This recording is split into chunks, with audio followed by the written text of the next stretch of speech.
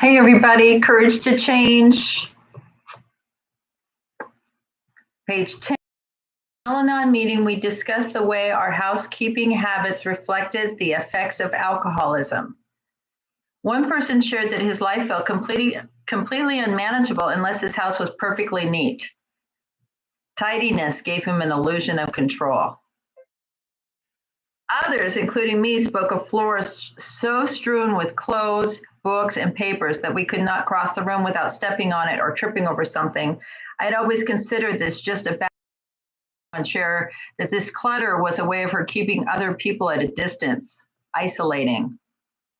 Then I remembered that in the house where I grew up, clutter had served just this function. I was always afraid to invite friends over because everything was too messy. It was uncomfortable to realize that I was doing the same thing in adulthood that had kept me isolated as a child. Today's reminder, by taking a fresh look at what I thought was just a bad habit, I can free my life of some clutter today. I can consider hidden motives for that habit without condemning myself or my family. Clutter doesn't have to be physical. I may also find areas of my mental, spiritual, and emotional life that are in disarray. I can heal without making moral judgments about myself and others. I love this reading. I was going to write a book once called, maybe I still will. It would be called Change Your Home, Change Your Life. And I do believe that those kind of things are signs that's what's going on with you internally, right?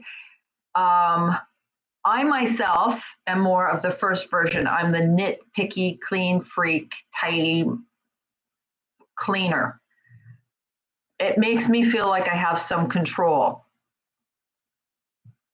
It makes me feel like I'm, first thing, I'm making progress. I'm doing the right thing. I'm not a loser. I deserve a place on the planet. I know where my stuff is. I have some control. Orderly, neat. That's me.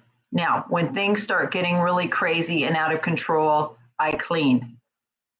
If pressure is on and I'm procrastinating, I clean. I don't know why.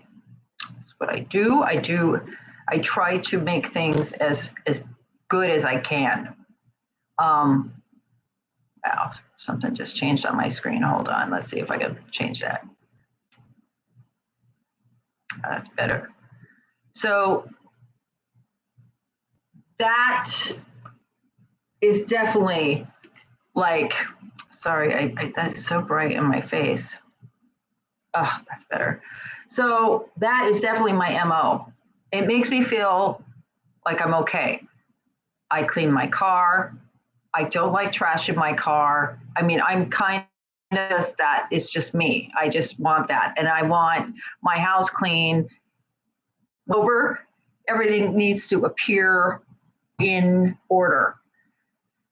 Oh God, bad connection, sorry. So that's really what I'm like. And, thinking about to how this reflected when I was a kid, my stepfather had cancer and he was given like 6 months to live. We found out suddenly. It was in his lungs and it traveled everywhere. It was all over his body. And at the end, when we had hospice, we brought him home to the house and we put his hospital bed right in the living room so he could see out the front window and everyone that came over. We didn't have to go into the back room and he couldn't hear what was going on. We had him front and center with everybody.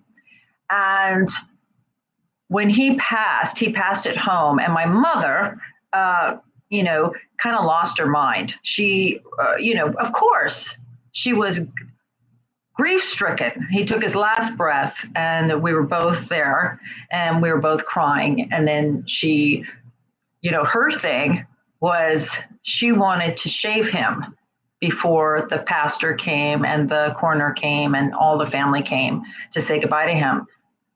I don't know. And she was talking to him like he was alive and she went and got the shaving stuff. And I was kind of like, oh God, this is like weird, And so what I did was I started cleaning. We had just had dinner, so I didn't want anyone to come to the house and see the house a mess. I knew that it would be much more organized and it would go much better for everyone if it was all cleaned up. So I cleaned up the dinner dishes while my mom was in there shaving them. And we must have looked like a couple of nuts. And I did the dishes, I cleaned the table. I quickly ran a mop across the kitchen floor. I think I put on a pot of coffee. I straightened up the house. I was very busy. I made the phone calls. I called the pastor who was, we had a list of people to call. Hospice helped us do that. And I called the coroner. I called everybody I was supposed to call. I called my brothers first, let them and their wives get over, to see him before, to let them know. Anyway, this was a long time ago. I was 18. And I was in charge, and I got everything ready and cleaned, and and that is how I handled it. And that is how I handle everything, even now. I am organized, I like to-do lists. I like to cross off to-do lists. I like to feel like I've got some control. It's an illusion, for sure. And it's a character defect for me. Now, of course, when they came to get him, I was fine right up to the time they took the body out of the house. And once they took the body out of the house, I was just a mess. I mean, I just couldn't, I was fine. I would have been fine if they just left him in the house dead. When they took him, it was just too much for me. I know this is really a weird topic, but you understand, that's my MO. That's what it is. And so that's what they're talking about here. How our housekeeping habits affected, how that rings true with the dysfunction in your house.